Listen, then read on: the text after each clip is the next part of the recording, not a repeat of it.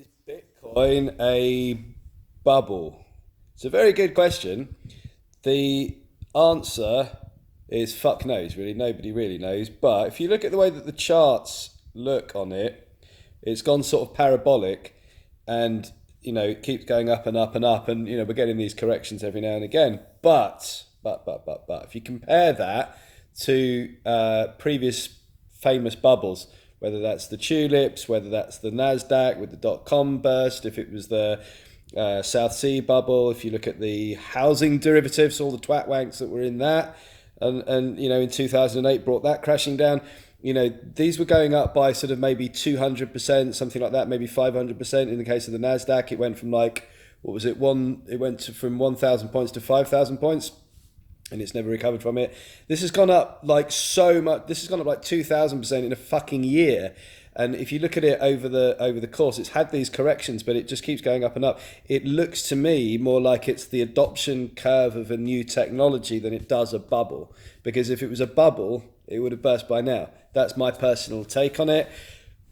Make of that what you will. But even if you do believe it's a bubble and that it is going to crash at some point, and it might. I mean, it's not to say because I don't think it's a bubble or whatever. It's not to say that it's going to survive long term, because something else could sort of put it off its top perch. So in the same way that MySpace was the tits, and then fucking Mark Zuckerberg came along and pissed on its chips. So that could So this is the reason for not having your portfolio only in one crypto. If you are going to go into crypto, then diversify a little bit. Now, I've been shit at doing this. I've only just started getting a bit into Ethereum. I want to have a look at some others as well. Ripple looks quite interesting. IOTA looks interesting. Monero looks interesting. There's a few that you can look at.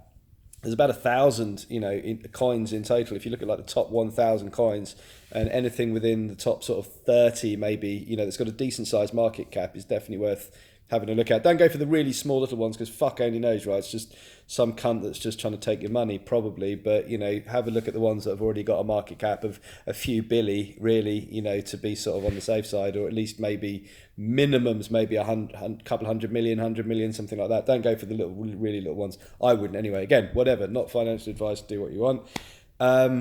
But yeah, like in the meantime, even if you do think it is going to crash at some point, and it might, then take advantage of the fact that Sammy and Cindy cunt bubble are just piling all their money, and every time the prices get high, and then getting burned when something happens to correct that, and then you can buy their bitcoins cheaper than they were buying them for, and then when the price does go up again, because the next kind of crop of Egypts comes in when the prices are overbought, then you get to either sell them or you get your money back if you're going long on it.